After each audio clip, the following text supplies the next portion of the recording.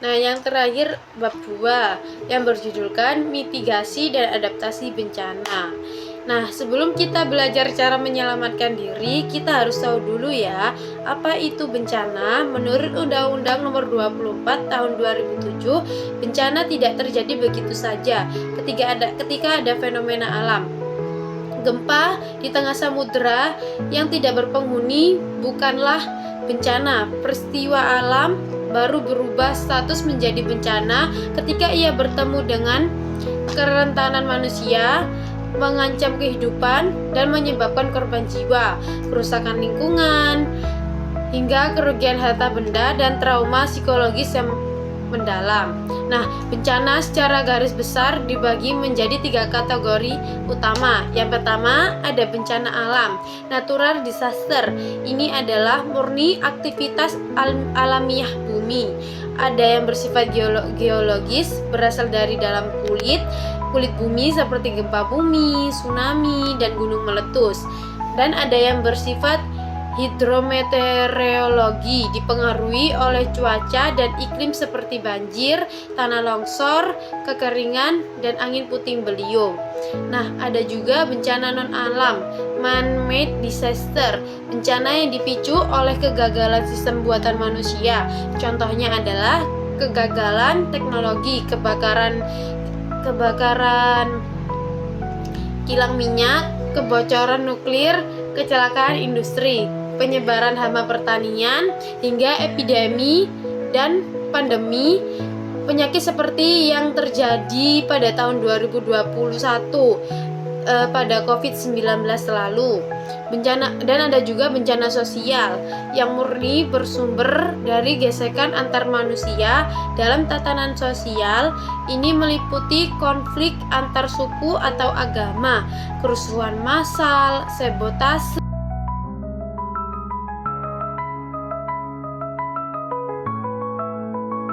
Yang kedua, mengapa Indonesia selalu menjadi langganan bencana? Mari kita bedah secara ilmiah ya. Secara geologis, Indonesia berada di zona triple junction, yaitu pertemuan 3 lempeng tektonik raksasa aktif di dunia. Lempeng Indo-Australia di bagian selatan, lempeng Eurasia di bagian utara, dan lempeng Pasifik di bagian timur. Lempeng-lempeng ini tidak diam, mereka bergerak beberapa sentimeter setiap tahunnya. Ketika lempeng Indo-Australia menumbuk dan menyusup ke bawah lempeng Eurasia, terjadilah proses yang disebut subduksi atau penunjaman. Proses subduksi ini ibarat sebuah pegas yang ditekan terus-menerus. Ketika batas elastisitas batuan sudah tidak kuat menahan tekanan, batuan tersebut akan patah secara tiba-tiba. Energi raksasa yang terlepas itulah yang merambat ke permukaan sebagai gempa bumi tektonik. Tidak hanya itu, gesekan antar lempeng yang sangat panas di kedalaman bumi melelehkan batuan menjadi magma yang cair dan membara. Magma ini memiliki tekanan gas yang tinggi dan mendesak naik ke permukaan bumi melalui pipa kemudian. Akibatnya terbentuklah rantaian gunung api aktif di sepanjang Sumatera, Jawa, Bali, Nusa Tenggara, hingga Sulawesi. Jalur inilah yang kita kenal sebagai bagian dari The Pacific Ring of Fire atau cincin api Pasifik. Mari lengkapi analisis ini dengan faktor iklim Indonesia dilewati garis khatulistiwa. Artinya kita memiliki iklim tropis dengan 2 musim yang dipengaruhi oleh angin monsun. Ketika musim hujan tiba dan intensitas ekstrim, air memenuhi pori-pori tanah di permukaan, menambah beban berat tanah tersebut dan memicu tanah longsor. Sebaliknya, saat monsun timur bertiup dari Australia yang kering, wilayah kita mengalami kekeringan ekstrim yang memicu krisis air bersih hingga kebakaran hutan masif yang menghasilkan kabut asap lintas negara. Nah, yang ketiga, sekarang mari kita petakan wilayah rawan bencana di sekeliling kita beserta rekam jejak sejarahnya agar kita bisa mengambil pelajaran. Nah, ancaman gempa dan tsunami, wilayah paling rawan membantang di sepanjang pantai barat Sumatera, pantai selatan Jawa, Bali, Nusa Tenggara, hingga Kepulauan Maluku dan Papua Barat. Nah, sejarah mencatat pada 26 Desember 2004, gempa berkekuatan magnitudo 9,1 di Megatros Sumatera memicu tsunami dahsyat yang meluluh lantakkan Aceh dan merenggut ratusan ribu jiwa. Lalu pada 2018 di Palu, gempa sesar mendatar memicu tsunami lokal dan fenomena mengerikan bernama likuifaksi, di mana tanah padat berubah karakter menjadi cair, seperti lumpur menghanyutkan seluruh pemukiman Balaroa dan Petobo. Ancaman aktivitas vulkanik Pulau Jawa dan Sumatera adalah area terpadat yang dikepung gunung api aktif berbahaya. Kita punya Gunung Merapi di Yogyakarta yang memiliki karakteristik letusan awan panas berkecepatan tinggi atau dikenal dengan istilah wedus gembel. Kita juga punya catatan sejarah kelam Gunung Krakatau 1883 dan Gunung Tambora 1815 yang letusannya mampu mengubah iklim global dunia karena abu vulkanik menutupi atmosfer bumi selama berbulan-bulan. Nah, yang keempat itu mengetahui kita hidup di daerah rawan. Apa yang harus kita lakukan? Jawabannya adalah mitigasi. Ingat, mitigasi adalah segala upaya yang dilakukan sebelum bencana terjadi untuk meminimalkan resiko kerugian harta benda dan korban jiwa. Mitigasi dibagi menjadi dua pilar. Pilar pertama, mitigasi struktural atau pembangunan fisik. Ini adalah upaya pengurangan resiko menggunakan pendekatan teknik, engineering, dan pembangunan infrastruktur fisik. Dan ada juga penerapan retrofitting dan bangunan tahan gempa. Rumah-rumah di zona gempa harus dibangun menggunakan struktur beton bertulang yang terikat kuat atau menggunakan material ringan seperti kayu dan bambu yang memiliki fleksibilitas tinggi saat diguncang. Di gedung-gedung tinggi perkotaan digunakan teknologi base isolation, bantalan karet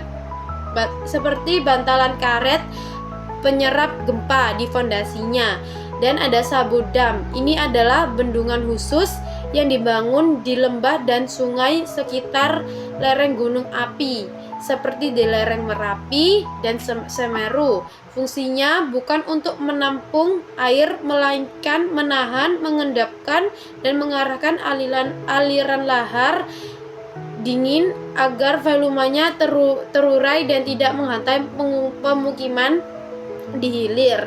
Dan ada juga infrastruktur pesisir, penanaman hutan mangrove bakau di sepanjang pantai sebagai benteng alami penahan abrasi dan peredam energi tsunami, serta pembangunan tanggul laut breakwater. Dan pilar kedua, mitigasi non-struktural, pendidikan atau aturan. Ini adalah mitigasi non-fisik yang tujuannya mengubah perilaku dan meningkatkan kapasitas berpikir masyarakat. Dan ada rencana tata ruang wilayah RT RW. Pemerintah membuat regulasi ketat hukum daerah yang berada di atas jalur sesar aktif atau lereng yang rawan longsor. Tidak boleh diberikan izin mendirikan bangunan atau zonasi merah. Dan ada teknologi sistem peringatan dini, early warning system, pemanasan alat sensor, pergerakan tanah di tebing yang akan berbunyi keras jika tanah mulai bergeser, serta pelampung tsunami buoy di laut lepas untuk mengirim data gelombang secara real time ke BMKG. Dan ada edukasi budaya kebencanaan, mengadakan simulasi evakuasi secara rutin di sekolah, perkantoran, dan lingkungan desa agar masyarakat tidak panik dan tahu kemana harus berlari saat alarm bencana berbunyi. Nah, yang terakhir ada selain mitigasi modern, nenek moyang kita di Indonesia sebenarnya telah mewariskan kearifan lokal yang luar biasa dalam beradaptasi dengan bencana. Mereka telah belajar dari masa lalu dan menuangkannya ke dalam arsitektur dan budaya. Arsitektur rumah adat, perhatikan rumah gadang di Sumatera Barat atau Omohada di Pulau Nis. Rumah-rumah tradisional ini dibangun dengan sistem panggung. Tiang-tiangnya tidak ditanam mati ke dalam tanah, melainkan diletakkan di atas batu datar. Ketika gempa mengguncang, bangunan ini akan ikut bergoyang secara fleksibel mengikut arah gempa tanpa mengalami keruntuhan struktural. Ini adalah teknologi tahan gempa alami. Dan ada budaya Smong di Pulau Simeulu, Aceh. Saat tsunami tahun 2004 terjadi, wilayah Aceh daratan kehilangan ratusan ribu jiwa.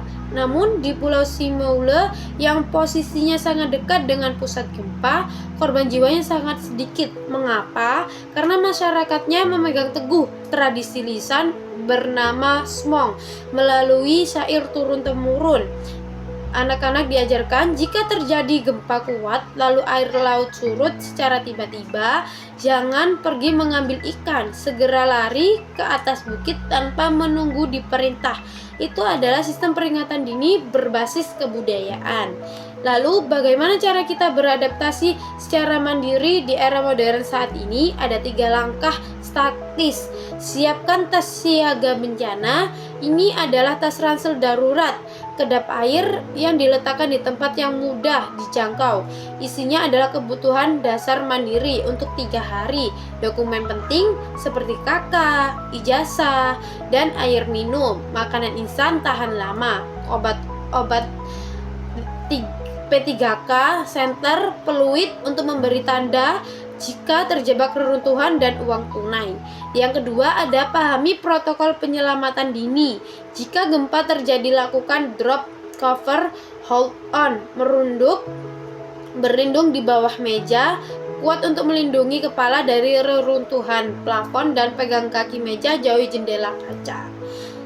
Jika Anda berada di pinggir pantai dan merasakan gempa bumi kuat selama lebih dari 20 detik, ingat prinsip 20-20-20. Segera evakuasi mandiri menuju tempat berketinggi minimal 20 meter dalam waktu kurang dari 20 menit. Karena tsunami berpotensi besar akan segera datang. Yang terakhir ada kesimpulan dan penutup. Sahabat sekalian, bencana alam adalah bagian dari dinamika bumi yang tidak bisa kita hentikan sepenuhnya. Kita tidak bisa memprediksi dengan tepat di menit keberapa gempa akan datang atau kapan gunung api akan meletus. Namun ada satu hal yang bisa kita kendalikan, tingkat kesiapsiagaan kita. Diri kita sendiri harus siap siaga ketika ada bencana yang akan terjadi atau akan mendatang. Nah, bencana itu tidak akan memakan korban jiwa yang besar jika masyarakatnya cerdas, infrastrukturnya yang kuat, dan mitigasinya berjalan dengan baik. Mari kita ubah paradigma kita dari masyarakat yang sekadar korban bencana menjadi masyarakat yang tangguh bencana. Kenali ancamannya, kurangi resikonya, catat jalur evakuasinya, dan selamatkan jiwa kita serta keluarga tercinta. Terima kasih telah menonton video ini sampai habis. Jangan lupa bagikan video ini ke orang-orang terdekat kalian agar semakin banyak masyarakat Indonesia yang siaga dan tangguh bencana. Sampai jumpa di video edukasi berikutnya. Tetap aman dan salam tangguh.